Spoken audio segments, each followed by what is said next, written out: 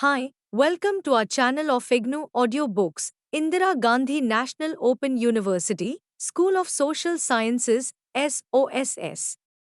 Bachelor of Library and Information Science, BLISS. BLI to 21 Library, Information and Society. Block 1 Library and Information Social Perspective. Unit 1 Libraries, Information and Knowledge-Based Society. 1.0 Objectives. After reading this unit, you will be able to Times explain the characteristics of modern society. Times list the type of institutions founded by it to meet its activities. Times comprehend the need for and role of libraries to meet the different requirements of persons in society. Times discuss the expanding dimensions of libraries and new information institutions in a changing society. Times explain the concept of information society and its impact on information profession. Times discuss the meaning of knowledge society, its impact on economy, and Times explain the concept of National Knowledge Commission, NKC, and its recommendations. 1.1 Introduction. Modern society is a society of institutions. Peter Drucker observes that every major task, whether economic performance or healthcare, education, or protection of environment, the pursuit of new knowledge or defense, is today being entrusted to big organizations designed for perpetuity and managed by their managements. On the performance of these institutions, the performance of modern society, if not the survival of each individual, increasingly depends. He further affirms that every institution comprises human beings, men and women, whose performance brings success or failure to the institution and thereby to the society. Libraries rank among society's most important and useful cultural institutions. They play a vital role in the world's systems of communication and education. The numerous resources and services that libraries provide help people to carry out their work, studies, and leisure time activities. Libraries provide access to knowledge and information that has been accumulated throughout history. People of all walks of life, including students, teachers, scientists, business executives, and government officials, use library resources for their work. Since knowledge and information are so vital for all-round human development, libraries and other institutions that handle knowledge and information are invaluable to the society. In this unit, an attempt is made to introduce to you the important role that libraries play in the educational process of formal and non-formal learning, in research and development, etc. It may be noted that with spectacular advances in information communication technology, ICT, and increasing groups of users and their information requirements in different situations, modern society is heading towards an information society in which the central instrument of change, force and direction of change are knowledge and information. Proper understanding and assimilation of these ideas is essential for you to fully grasp the role of libraries in the emerging information and knowledge society. 1.2 Modern society, some characteristics. We are living in a new era in which a highly integrated and self-conscious society is evolving. We give it the name of modern society. The consumer today is different from the consumer of yesteryears. We have seen how changing lifestyles have brought about a change in demands for goods and services, changing the consumer market. In the present day, with better education opportunities, both literacy and information technology, IT, literacy rates are improving. More and more homes have radios, telephones, television sets, and computers, signifying modernity. Even schools have introduced computers in teaching and learning. In fact, the consumer today is better informed and more aware of environment and global issues. In the modern society, the general trend is for organizations and nations to globalize and work in a burden-less open manner. Geographic, time and culture barriers are no longer issues of concern. People are in a position to communicate with each other across boundaries. They are able to tap talent, expertise and content from a vast reservoir of resources. In education, variation from previous norm is becoming as something to be consciously planned. In addition to all these developments taking place in consumerization of goods and services and changes taking place in social and cultural arena, the modern society has varied needs, not the least of which is education. Education helps to mold well-informed, knowledgeable and responsible citizens who will be able to contribute to the progress and advancement of the nation. There is the goal of the economic well-being of the society. Certainly, activities towards this end must be sustained by technological developments brought about by research and the enormous amounts of information it makes available to us. In other words, efforts are afoot to evolve into a society which is modern and which enables us to lead a cultured, prosperous, and full life, laying emphasis on certain values. It is the collective responsibility of the members of the society to make suitable arrangements for achieving this ideal. Society during the course of its existence founded different institutions. Educational institutions like schools, colleges and universities, research institutions, cultural organizations, institutions for arts and recreation, business, and industrial establishments are but a few examples. In fact, of all the institutions founded by the Society Library and its modern cognates are potent in meeting a variety of needs of different users of modern society. 1.2.1 Role of libraries in society.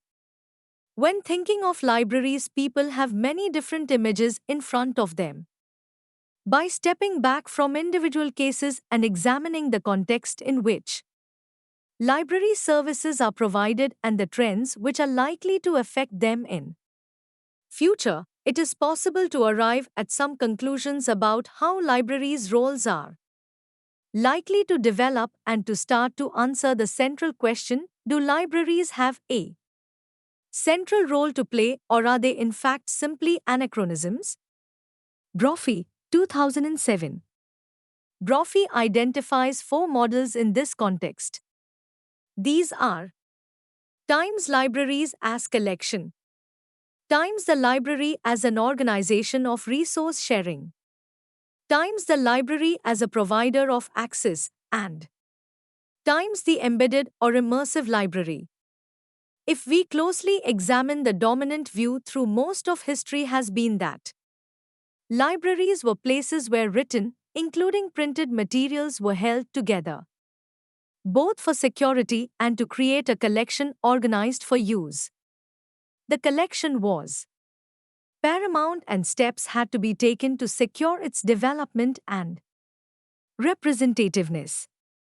Also, besides collection, resource organization became increasingly important. Alongside the concepts of collection, the organization of access to knowledge and the needs of the user as an individual strengthened the view that the library was a social institution which played a role in the organization of society. This is considered a progressive view, seeing the public library as a means to spread literacy and love for learning. The current model of a library is relatively straightforward.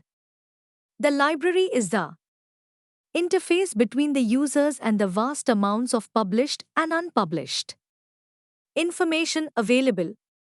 Most libraries place great emphasis on their role in facilitating and supporting learning. The issue for libraries is to provide a range of services which support lifelong learners who choose to learn in any one of the many modes and probably in a personal mix of all modes. Therefore, there is a considerable challenge for librarians across most sectors to develop their direct involvement in the delivery of learning. As a matter of fact, understanding of pedagogical principles will help librarians to be more effective in designing and delivering services and in demonstrating the relevance and importance of library. One thing must be emphasized: libraries are fundamentally service organizations. What they do is intended to benefit people of all ages and backgrounds. They are quite clearly in the business of helping their users to develop knowledge and understanding. Both services and knowledge are firmly at the center of community development, whether globally or locally. The offering of knowledge based service and the continuous enhancement of its quality have provided business with an avenue for differentiation from their competitors. But libraries do not conduct business. They are unique and need to progress in the 21st century, empowering themselves to meet the changing needs of the society. The paradigm shifts taking place in libraries to effectively meet the changing needs of the society are indicated in the Table 1.1. Table 1.1. The paradigm shifts taking place in libraries. From 2. Custodian of books to service-oriented information provider. One medium to multiple media. Own collection to library without walls. In good time to just in time. In sourcing to outsourcing. Local reach to global reach. We go to the library comes to you. There has been a debate in the literature questioning the future of libraries. Some experts express the view that the existence of libraries is under threat. They opine that faced with the challenges of the 21st century, the library users will demand just-in-time information to help them answer specific questions, address specific problems, and strategize. Providing information in good time will no longer be an acceptable norm. The user will want the information made available at the push of a button and in the right form and right format. In order to stay relevant, libraries and librarians must realize this and cater to the new society and demands of knowledge-based economy. Librarians must re-engineer the library to serve changing needs and to offer more personalized and customized services. The answer to the question, "What is our business?" will help to chart the new course and ensure that libraries stay relevant and play central role in the socio-economic development of the country. 1.2.2 Information and its impact on society. There has been an informatization of contemporary society. The whole information environment or infosphere is understood to be of growing importance. Even at the untutored level of experience, there is widespread awareness that information, in some ways, is effecting a transformation of the social world. All the three realms of society, polity, the economy, and the culture are subject to major principles of innovation. Information and knowledge are deemed to be social wealth. The benefits of this social wealth should be available to all the members of the society. This social wealth is available in a variety of physical forms, e.g., books, periodicals, microfilms, computerized databases, etc. Ordinary citizens require a variety of information in their daily discharge of duties. use of information certainly affects their mental growth and brings changes in their outlook as well as lifestyles. The impact of information and knowledge may be noticed in a number of human activities. Some of these are education, research and development, R&D, government activities and mass communications, etc. Society itself has undergone significant changes at different periods of human history, and information use has been cited as one of the most important agents of this change. Three stages are generally identified in course of societal evolution. They are the agrarian society, the industrial society and post-industrial society. In all these societal transformations, use of information played a vital role. The emergence of post-industrial society in the 20th century is based on the developments in technologies and the revolution and processing of information and its subsequent use. 1.3 Information Society. It has been often stated that we live in an era of change. But how can one characterize the deep transformations that come with the accelerated insertion of artificial intelligence and new information communication technologies, ICTs, in our present society? Is it a question of a new stage in the industrial society, or are we entering into a new era? Global Village, Technotronic Era, Post-Industrial Society, Information Society, or Information Age, and Knowledge Society are just a few of the terms that have been coined in an attempt to identify and understand the extent of these changes. But, while the debate proceeds in the theoretical sphere, reality races ahead and communication media select the terms that we have to use. It is the case with the term information society.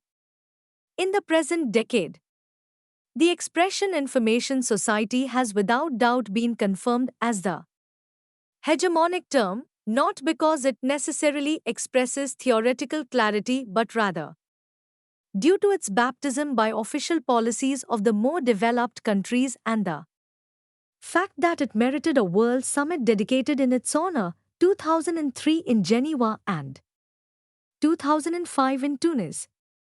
However, let us try to understand the concept and its development. 1.3.1 Information Society, Evolution of the concept.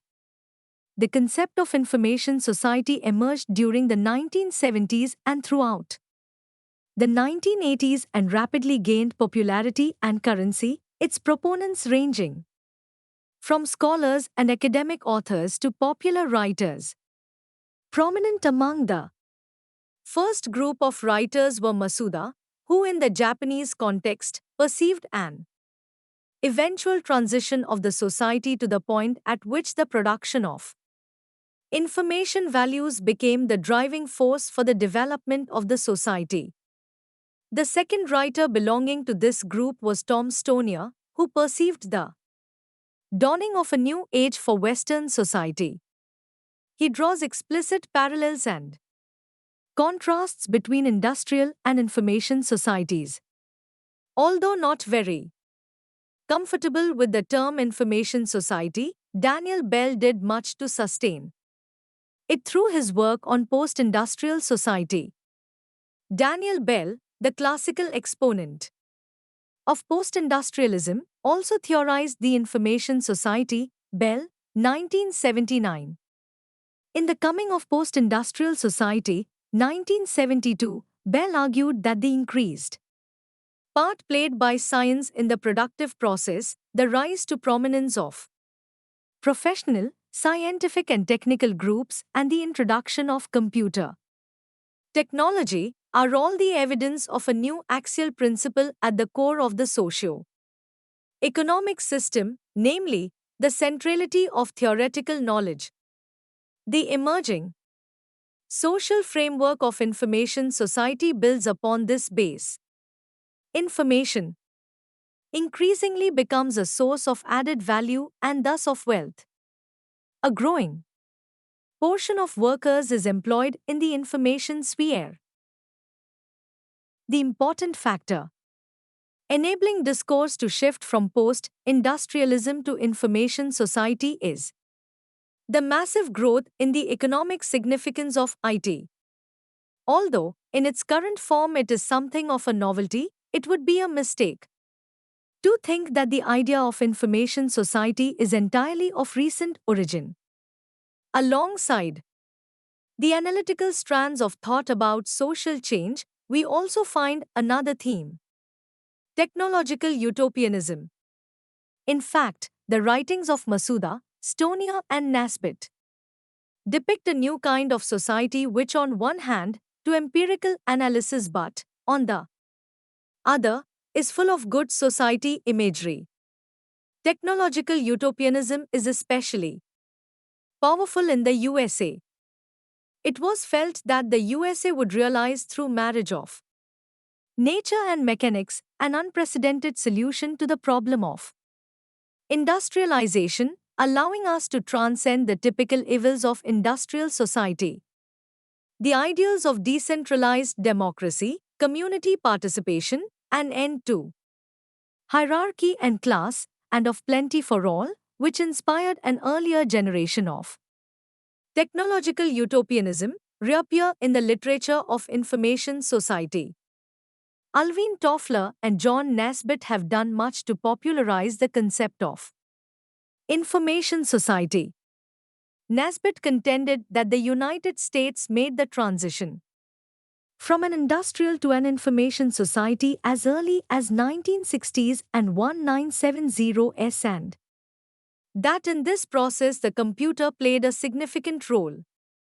On the other hand, Toffler talked of an information bomb exploding in our midst and a power shift in society, which will make it depend on knowledge. The newness and attraction of these ideas and the vigor with which they were expressed fired the public imagination and helped to sustain the interest in the concept of the information society and its literature. 1.3.2 Definition and meaning of information society. Information society is a much used expression. The term has been characterized by various dimensions. Several authors have tried to define and interpret this term according to their own perceptions. What strikes one in reading the voluminous literature on the information society is that so many writers operate with underdeveloped definitions on their subject. They write copiously about particular features of the information society but are vague about their operational criteria. Eager to make sense of change in information, they rush to interpret these in terms of different forms of economic production, new form of social interaction, innovative process of production, or whatever. As they do so, they very often fail to set out clearly in what ways and why information is becoming more central today, so critical indeed that it is ushering a new type of society. Webster, F.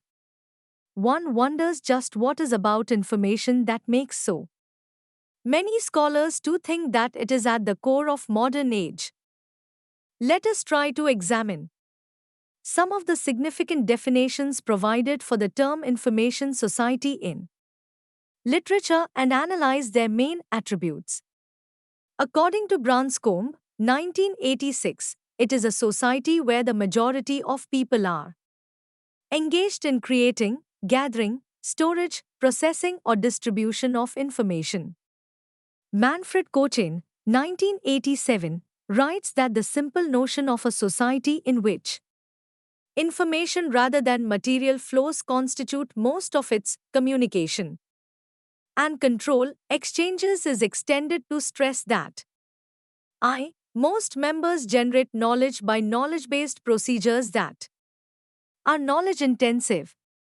2. Information consistently reflects basic social variance. 3. reason and human values rather than strength and expediency manage conflicts between pressures to conserve invariance and pressure to adoptive change. Having stated all this, Manfred Cochin adds that an information society is a stage in the evolution of community brains towards a world brain. This is probably most likely to be the essence of the great transition that futurists seem to agree on. When enough people begin to believe it as likely to happen, if it is a stage in natural cultural evolution, then this belief may contribute to its self fulfillment. It will take some decades before this idea is sufficiently widespread. And until the first information society appears. Ronfeld, 1992, is of the opinion that information society is one which sees the steady blurring of the boundaries, which presently separate computer hardware, communication systems and satellites, global networks and more. While none of the above quoted definitions is wrong, they serve to emphasize the fluidity of present situation, one which suggests that what is likely to emerge and certainly in short term is a series of parallel information societies between which users switch according to their need. The convergences these separate structures may or may not come according to the type of information society which finally emerges. Another expert, Martin James, 1978, maintains that the term information society has come to represent societies at an advanced post-industrial stage, characterized by high degree of computerization, large volume of electronic data transmission and an economic profile heavily influenced by the market and employment possibilities of information technology. The information society concept has close affinities with the theory of post-industrial society of Daniel Bell.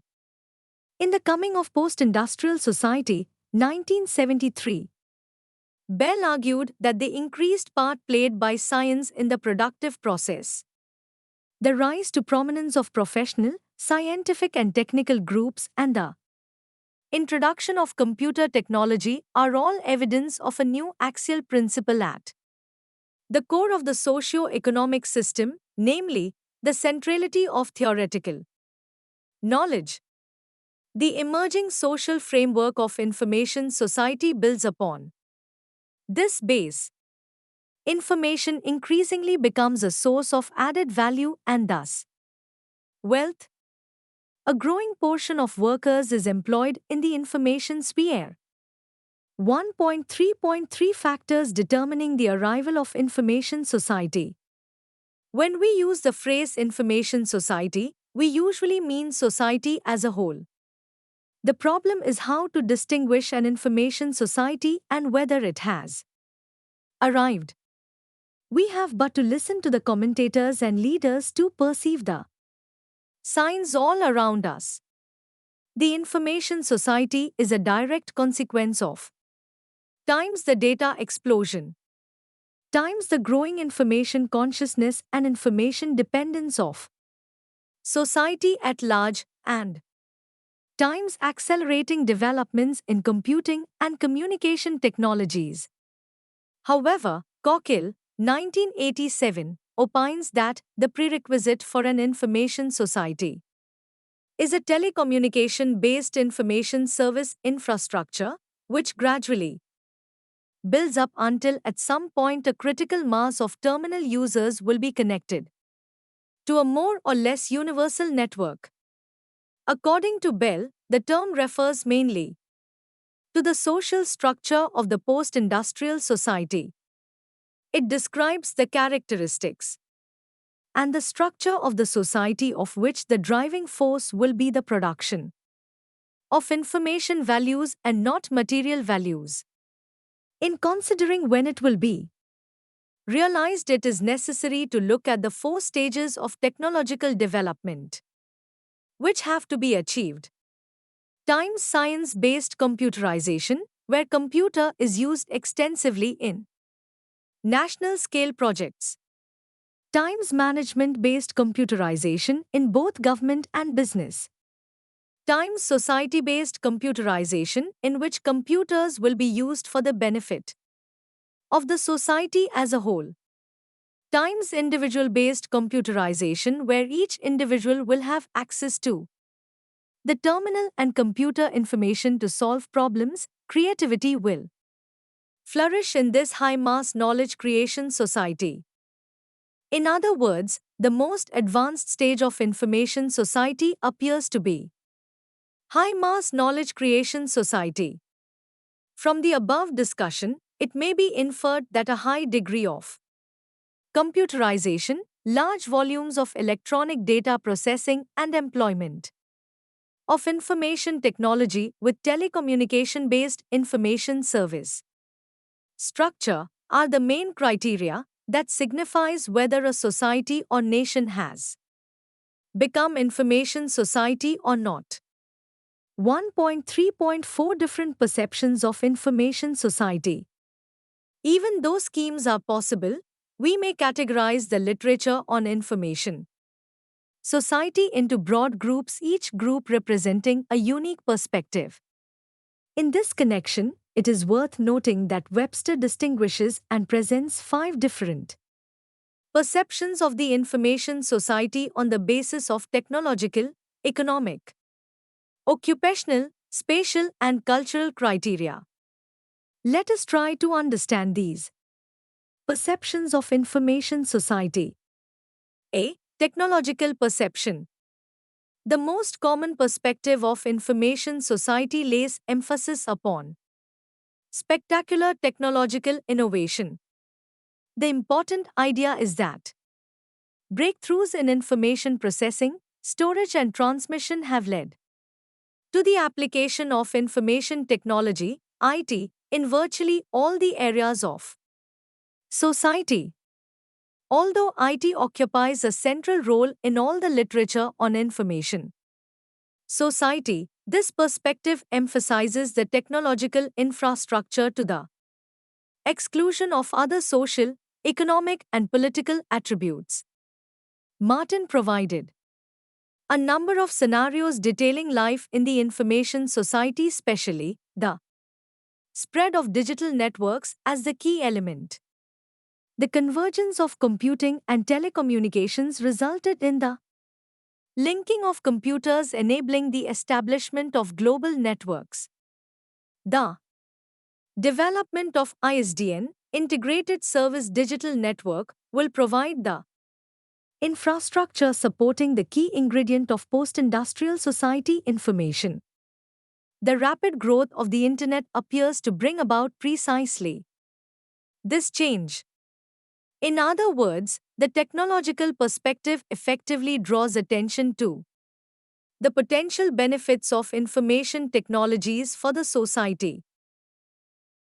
However, with such emphasis on technology generally removed from a social, cultural, and political context, it is unable to provide adequate foundation for defining the attributes of information society.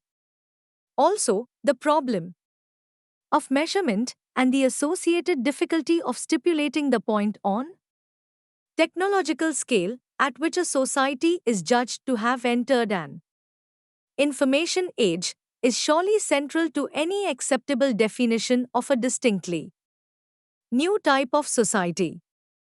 It is ignored by popular futurists. The authors of this school of thought are content to describe, in general terms, technological innovations, presuming that this is enough to distinguish the new society. There are some serious scholars who encounter two problems. First, how does one come to measure the rate of technological diffusion? And, second, when does a society cease to being industrial and enter into the information category? Webster, 2003. B. Economic perception. Some of the authors who write about information society point to the growth of the service sector in the industrialized nations and the decline of employment in manufacturing. For some of the authors, the dominant characteristic of an information society is the nature of its economy. Matchlab, 1962, initiated this research perspective by analyzing the growth of the knowledge sector in the US economy. In Matchlab's analysis, industries primarily concerned with production and distribution of knowledge. Knowledge industries were examined separately rather than as a part of the overall service sector. The knowledge industries included such areas as educational system, the media and other communicative activities, libraries, and other information activities and research institutes. The contribution of this sector to the gross national product, GNP, was found to be significant.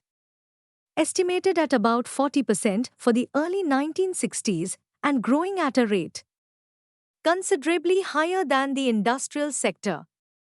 Matchlab concluded that knowledge industries would soon outpace the industrial sector, leading to the rise of a knowledge society.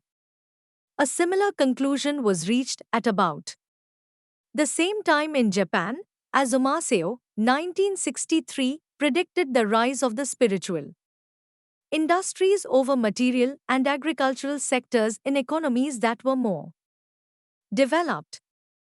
These earlier studies distinguished knowledge or information sector from other economic sectors.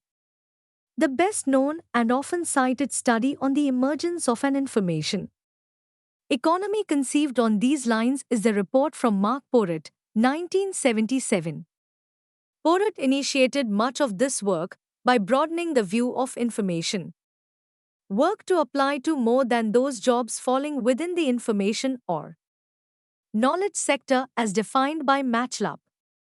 Porritt began by defining information activities as including all resources consumed in producing, processing, and distributing information goods and services.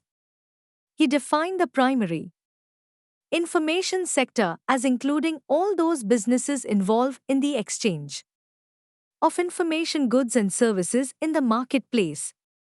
In addition, however, Porritt noted that a great many jobs in other sectors of economy can be thought of as information work. Nearly every organization produces, processes, and distributes information for its own internal consumption. Thus, a secondary information sector includes these information activities. Porritt estimated that overall information activities accounted for 45% of the gross national product in 1967, and that half of the labor force was employed in information-related work. This study has been used to justify references to United States as an information society. Several authors have attempted to refine Porritt's analysis and apply it in other contexts. Komostujki, 1986, Skement, Levrau, and Dodick, 1983. This perspective focuses on the economy as the primary attribute of the information society. It may be stated that examining the economic structure alone provides only a limited view of the social and cultural implications associated with information societies. Also, several critics contend that Porritt's classification of information workers is too broad to be meaningful and does little to suggest social implications of the shift to an information society. Bates, 1985, Wizard, 1984. Bates, for example, has noted that according to Porritt, factory workers assembling information transmission equipment are considered information workers, just as are university researchers. This does not appear to be logical. He felt that such a categorization may weaken the social distinctiveness of The information sector. There are other types of objections and criticisms on Porot's analysis. However, such objections may not entirely invalidate the findings of Porot and are not intended to do that. Mark Porot has been able to distinguish two information sectors, primary and secondary, then to consolidate them and separate out the non-informational elements of the economy. Porot, by reaggregating national economic statistics, is able to conclude that 46% of the U.S. GNP is accounted for by the information sector. The United States is now an information-based economy. As such, it is an information society where the major arenas of economic activity are information goods and service producers, and the public and private, secondary information sector, bureaucracies. C. Occupational perception. Another popular measure of the emergence of an information society is the one that focuses on occupational change. The contention is that we have achieved an information society when the predominance of occupations is found in information. That is to say, in information society, the number of people employed in occupations such as teaching, research and development, and activities associated with creative industries, media, design, arts, outnumbers those employed in factories. The main characteristic of these people is high level of education. The occupational definition of information society is often combined with an economic measure. Porot calculated that the late 1960s, a little under half of the US labor force was to be found in the information sector. Porot connects the growth of economic significance of information with changing occupational patterns. Most identifiers of an information society draw on occupational changes as indicators of the approach of a new age, which reflects the introduction of new technologies. In other words, the shift in distribution of occupations is at the heart of the theory of the information society. D. Spatial perception. This perception of the information society has at its core the distinctive stress on space. Here the major emphasis is on the information networks that connect locations and as a result have great effect on the organization of time and space. This aspect has been considered as an index of information society in recent years. The centrality of information networks linking together locations within and between towns, regions, nations and continents, and indeed the entire world, is an important consideration for spatial perspective. In many writings, the technological basis of the information networks is emphasized. Because these networks provide the infrastructure that enables information to be processed and distributed. These developments may lead to an emerging networked society. The salient idea here is of information circulating along electronic highways. But no one has been able to quantify how much and at what rate information must flow along these routes to constitute an information society. Though no one could deny that information networks are an important feature of modern societies and do facilitate instantaneous communications round the globe, databases can be accessed from any place to any place. Still, some people would ask, why should the presence of networks lead analysts to categorize societies as information economies? It may be stated that the question of what constitutes a network is a serious one and raises the problem of how to distinguish different levels of networking, as also how we stipulate a point at which we have entered a network. Information society. E. Cultural perception. Developments such as invention of radio, television, and computers coupled with the recent advances in telecommunication networks and media. Technologies are having great impact on the lifestyles of people as a whole. It is stated that presently we are living in a media-laden society and the informational features of our world are thoroughly penetrative now than in earlier times. In fact, the informational environment is a great deal more intimate and more constitutive of us. For example, the informational dimensions of the clothes we wear, the styling of hair and faces, the very ways in which we work makes one aware that social intercourse nowadays involves greater degree of informational content than before. According to Webster, 1996, contemporary culture is manifested by more heavily information-laden than any of its predecessors. We exist in media-saturated environment that means life is quintessentially about symbolization, about exchanging and receiving messages about ourselves and others. It is acknowledgement of this explosion of signification many writers conceive of our having entered an information society.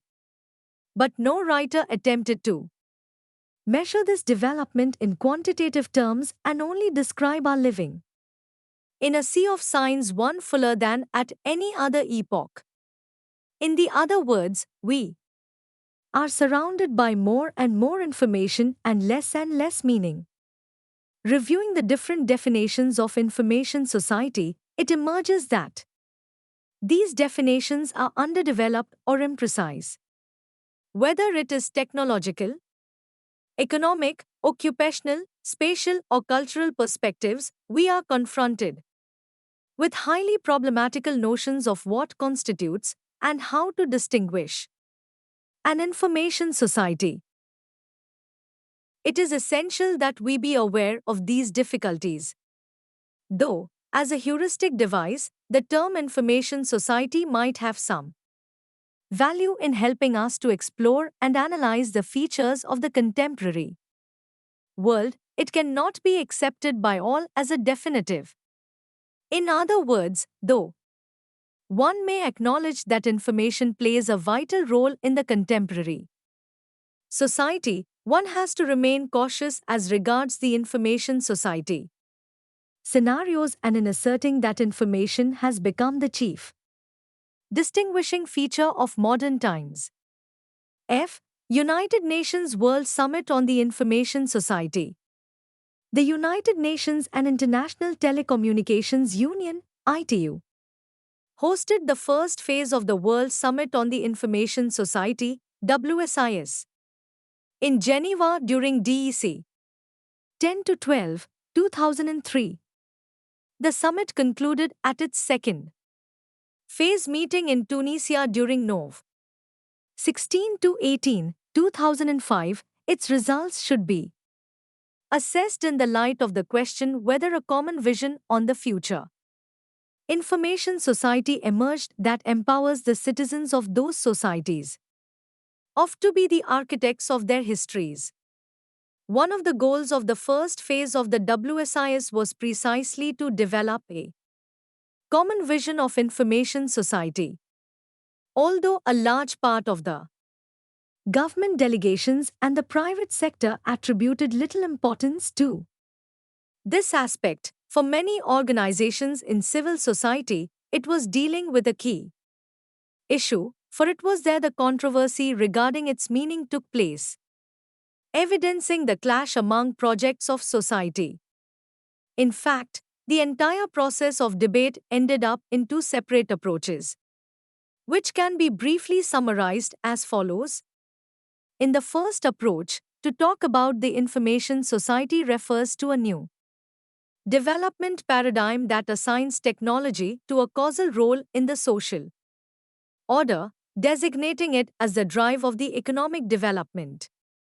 For the developing countries, this discourse implies that the transition towards Information society is essentially a matter of time and of political decision. To create adequate empowering conditions. Something similar occurred with regard to the social sectors affected by the digital gap, which would have to be included via universal access programs.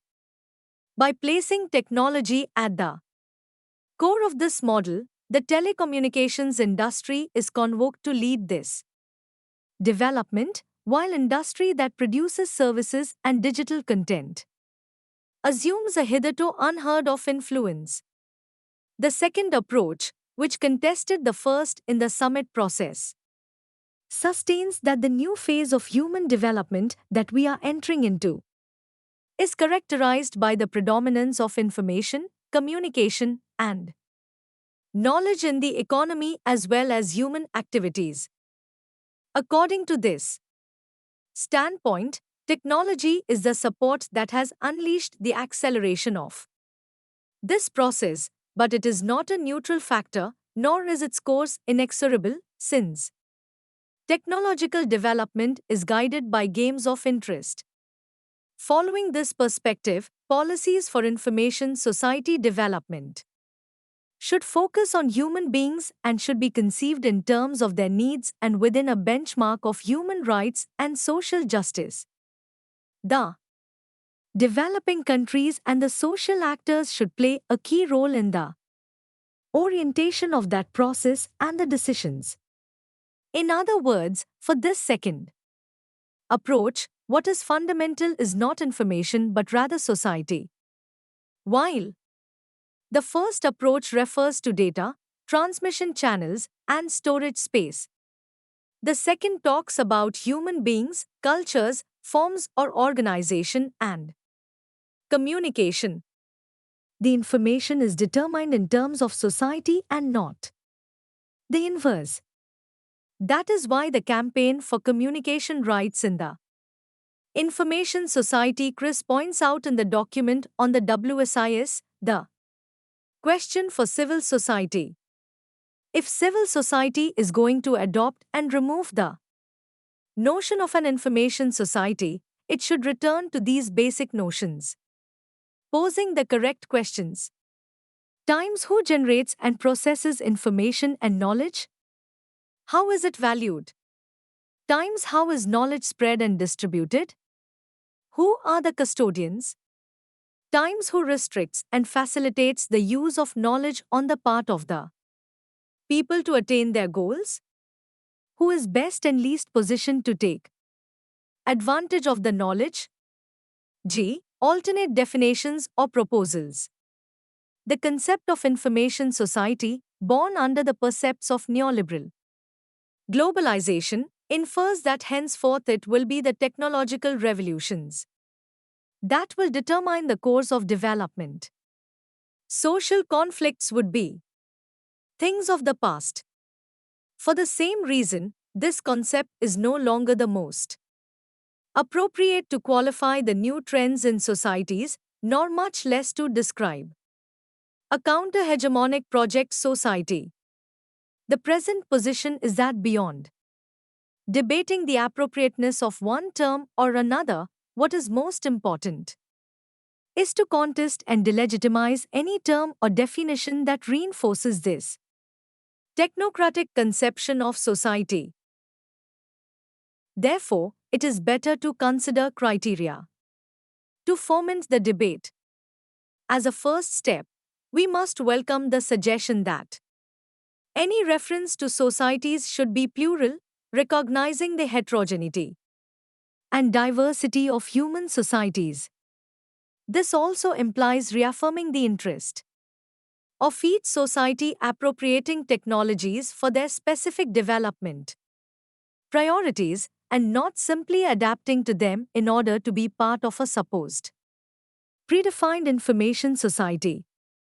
The second step is to affirm that any definition that uses the term society cannot describe a reality circumscribed to the World Wide Web or ICTs. The web may be a new social interaction scenario, but this interaction is strictly integrated to the physical world and The two spheres are mutually transformed. We should back a project of the society where information is a public good and not a commodity. Communication, a participative and interactive process, knowledge, a shared social construction, not private property, and technologies, a support for it. All without becoming an end in itself. Birch, 2005. 1.4 Knowledge Society. Change is the essence of a growing society. Information and communication. Technologies, ICTs, are seen as the facilitators of change. The current revolution around the importance of information and knowledge is profound. In fact, a new class structure is being created around the wealth of information and knowledge. Nowadays, knowledge has come to be constitutive of the way that we live. Historically speaking, it is correct to say, to a greater or lesser extent, knowledge has always followed the development of man and mankind. It has been seen as a kind of measurement to the success and achievements of society or mankind. Nevertheless, no society until the present one has ever been called or referred to as knowledge society. This term developed relatively shortly after the term information society was introduced in the last decades of the 20th century. Stipanov, 2005. The reason for this might be the technology-related developments which have fundamentally transformed the degree to which knowledge is being integrated into economic activity to the extent that we are witnessing a shift in the very basis of competitive advantage. The expression knowledge society, recognizable more as social project than as sign of times, is not without substance. In 1960s, the debate on industrial society raised the question whether there can be considered a paradigm shift towards a knowledge-based society. Some prominent authors already foresaw knowledge as the main indicator in order to displace labor and capital as the main driving forces of capitalistic development. However, the notion knowledge society emerged towards the end of the 1990s and is particularly used as an alternative by some in academic circles to the information society. UNESCO in particular has adopted the term knowledge society or its variant knowledge societies within its institutional policies. There has been a great deal of reflection on the issue, which strives to incorporate a more integral conception that is not only related to the economic dimension. For instance, Dr. A. W. Khan, former Assistant Director General of Communication and Information, UNESCO writes, information society is the building block for knowledge societies, whereas I see the concept of information society as linked to the idea of technological innovation. The concept of knowledge societies includes a dimension of social, cultural, economical, political and institutional transformation, and a more pluralistic and developmental perspective. The concept of knowledge societies is preferable to that of information society because it better captures the complexity and dynamism of the changes taking place. The knowledge in question is important not only for economic growth but also for empowering and developing all sectors of society. Sally, 2005. Today, on the political level and also in many scientific disciplines, the assumption that we are already living in a knowledge-based society, the vision of a knowledge-based society determines at least the perception of the Western societies. Krings, 2006. 1.4.1 Definition of knowledge society.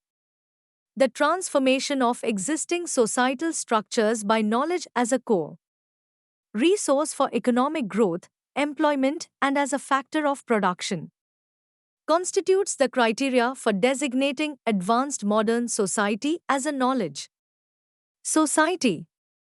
Such a society, in which knowledge plays a crucial and decisive role, with its entire mechanisms and organization gives an impetus for new knowledge, ensuring the conditions of its inception and use, which further increases new knowledge, etc.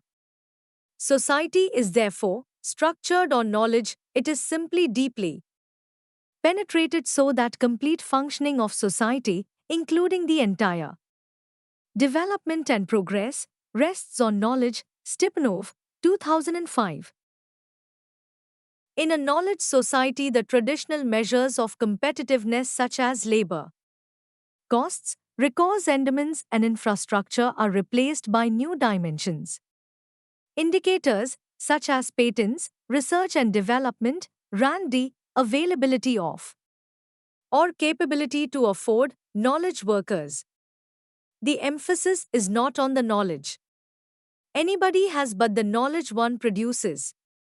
Knowledge resides exclusively in people. Therefore, it is clear that the greatest wealth of any nation, any society is its people.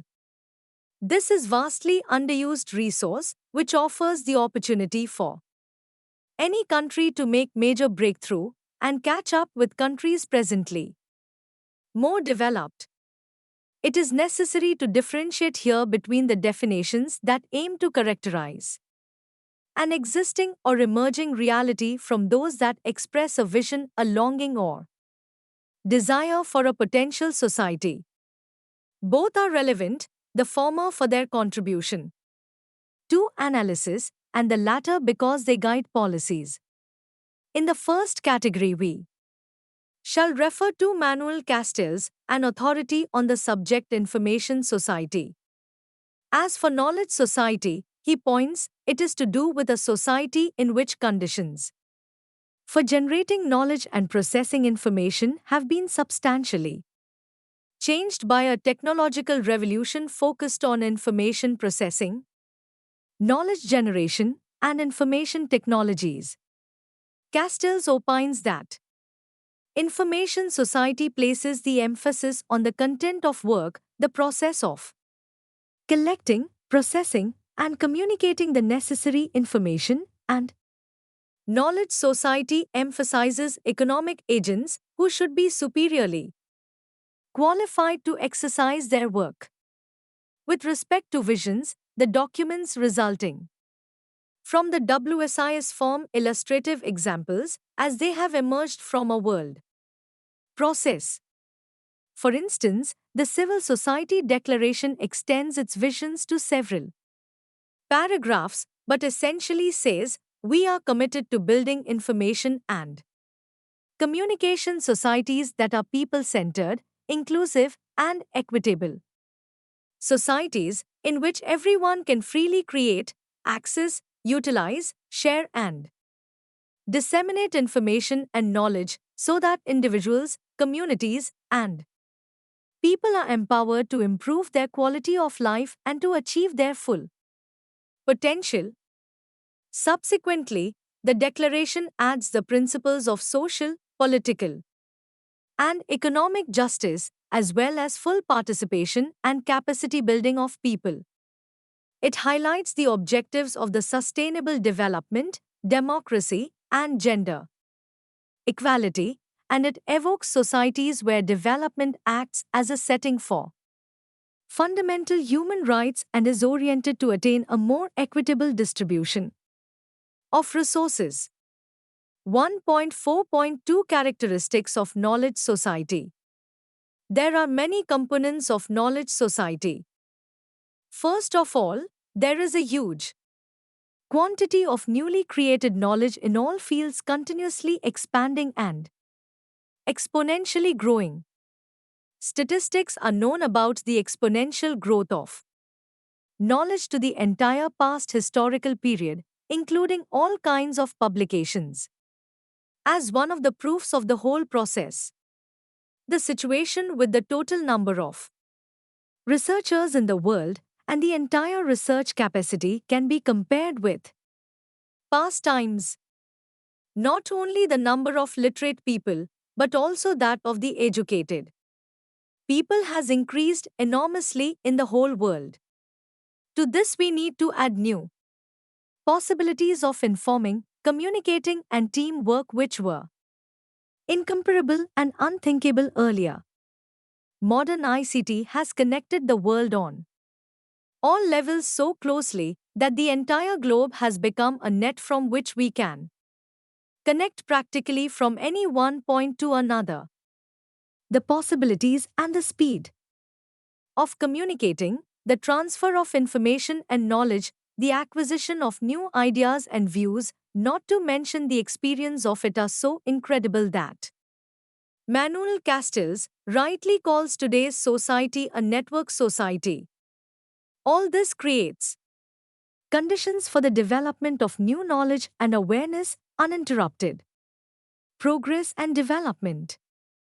This process is advancing with such speed and dimension that all those who are not directly or indirectly involved will ultimately stay on the fringes. Knowledge is no more connected with an individual, it is today the characteristic of the society as a whole, an interconnected society. In a perfect knowledge society, all people have times open and timely access to information and knowledge, times the capacity to absorb and interpret information, and times avenues and opportunities to use knowledge and decision making and for transformation to higher quality lives. 1.4.3 Establishment of Knowledge-Based Society. A careful analysis of the literature available on knowledge society reveals that establishing a knowledge-based society is clearly desirable and, looking from the perspective of the imminent future, it may well be the only possible society. The establishment of such a society is a political process. It requires the process of establishing a knowledge-based society would be facilitated if one would define benchmarks, indicators, providing quantifiable measurements indicating whether we are going in the right direction and how far we have progressed. In fact, the essence of progress is to assure order among changes and preserve changes amid order. Sloss. It may be stated that the emergence of knowledge society means an ever-increasing demand for a well-educated and skilled workforce across the whole economy. In this connection, it is worth noting that the appointment of the National Knowledge Commission, NKC, by the Government of India has been a step in the right direction. The NKC had been entrusted with the preparation of a blueprint for reform of our knowledge-related institutions and infrastructure. It has submitted its report that will take us a long way in the knowledge society. 1.4.4 Knowledge-Based Economy, KBE. Most advanced economies have undergone significant structural changes in recent years. One of the key characteristics of the changes is the growing importance of knowledge in all sectors of economic activities. These economies have developed from an agricultural economy in which land is the key resource, then to an industrial economy in which natural resources and labor are the main resources, and now to a knowledge-based economy, KBE, in which knowledge is the key resource. In order to facilitate economic analysis, distinction can be made between different kinds of knowledge which are important in the knowledge-based economy: know what, know why, know how, and know who. Knowledge is a much broader concept than information, which is generally know what and know why. Components of knowledge. These are also the types of knowledge which come closest to being market commodities or economic resources to be fitted into economic production functions. Other types of knowledge, particularly know-how and know-who, are more of tacit knowledge, which are more difficult to codify and measure. Lundwall and Johnson, 1994. The term KB was first coined by the Organization for Economic Cooperation and Development, OECD, and defined as economies which are directly based on the production, distribution, and use of knowledge and information, OECD. 1996, the APEC then extended this idea to state that in AKBE, the production, distribution, and use of knowledge is the main driver of growth, wealth creation, and employment across all industries, APEC 2000. While the KBE ideal encompasses concepts like innovation, higher education, and R&D, it is broader than this and highlights the importance of knowledge in all aspects of the economy. KBE is also referred to as the new economy or modern economy. However, in a truly KBE, all sectors have become knowledge intensive, not just those usually called high technology.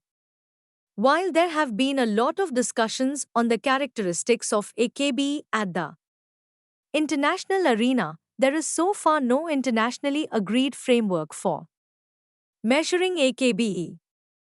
Different frameworks have been developed by individual countries and international organizations. To fully understand the working of the KBE, new economic concepts and measures are required which track phenomena beyond conventional market transactions. In general, it was suggested by OECD that improved indicators for the KBE are needed for the following tasks: times measuring knowledge inputs, times measuring knowledge stocks and flows, times measuring knowledge outputs, times measuring knowledge networks, and times measuring knowledge and learning. A full account of research conducted by OECD for developing improved indicators for the KBE can be found in the OECD publication, The Knowledge-Based Economy, 1996. The World Bank has recently developed the Knowledge Assessment Methodology and Scorecards. They have formulated the set of 63 variables as proxies for 4 areas that they consider essential in the development of knowledge-based economy, KBE. They are times economic and institutional regime to provide incentives for the efficient use of existing and new knowledge and flourishing of entrepreneurship. Times an educated and skilled population to create, share and use knowledge well.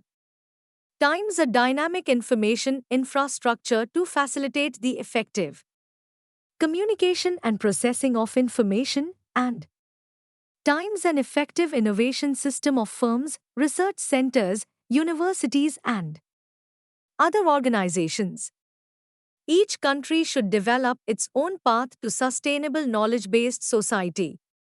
Once such a society is established, it is assuring prosperity, social cohesion, and even happiness, but the way to this goal is not free of dangers and threats. Developing countries. As part of economic history, the knowledge era has unfolded with remarkable speed. As a consequence, most basic tools for creating and managing wealth has lagged far behind the need. This is true of most of the developing countries. Knowledge has become the cornerstone of wealth creation in a knowledge society. Intellectual capital comprises 3 primary types of capital: human capital, structural capital, and customer capital. Of these, human capital is the most important one. Developing countries need to recognize and value its human resources capital and capitalize on it to the task of amassing wealth of knowledge, which works for the poor and promotes social equality. The wealth of knowledge will enable the developing countries to emerge as strong economies and become independent of low-cost labor, increasing productivity as well as incomes. Therefore, it is necessary to open up avenues for knowledge incubation to be supplemented by capacity building support and enabling policy frameworks. These policy frameworks are intended to provide opportunities for people to use the power of knowledge for advancing their growth. 1.5 Summary. This unit commences with the role of libraries in modern society. In this regard, the concept of a modern library and its expected role to suit the changed requirements of the society and the user community is explained. The impact of information on a society and the user community is explained. The impact of information on society is briefly mentioned. The unit then goes on to describe the concept of information society, its evolution, interpretations, and its impact on information profession. The emerging knowledge society, its characteristics, its establishment, the changes taking place in the society in this context are explained in a simple manner so that it can easily be comprehended. It has been emphasized that in a knowledge society it becomes crucial that we have the skills and competencies relating to the selection and use of information. Tacit knowledge, essentially know-how and know-who, in the form of the skills needed to handle codified knowledge becomes more important than ever. The skills required of humans are those that are complementary with ICTs and not those which are substitutes. The concept of knowledge-based economy, KBE, and the indicators necessary for its assessment are described and explained. It has been stated that work in the KBE will demand uniquely human, tacit skills such as conceptual and interpersonal management and communication skills. It has been mentioned that each country should develop its own path to sustainable knowledge-based society. The effort of Government of India in the Constitution of National Knowledge Commission has been as a right step. If the Government of India implements the recommendations of the National Knowledge Commission, it would provide right environment to accelerate the establishment of knowledge society and transformation of India into a knowledge-based economy, KBE. Thank you for watching. We will see you in the next video with next chapter.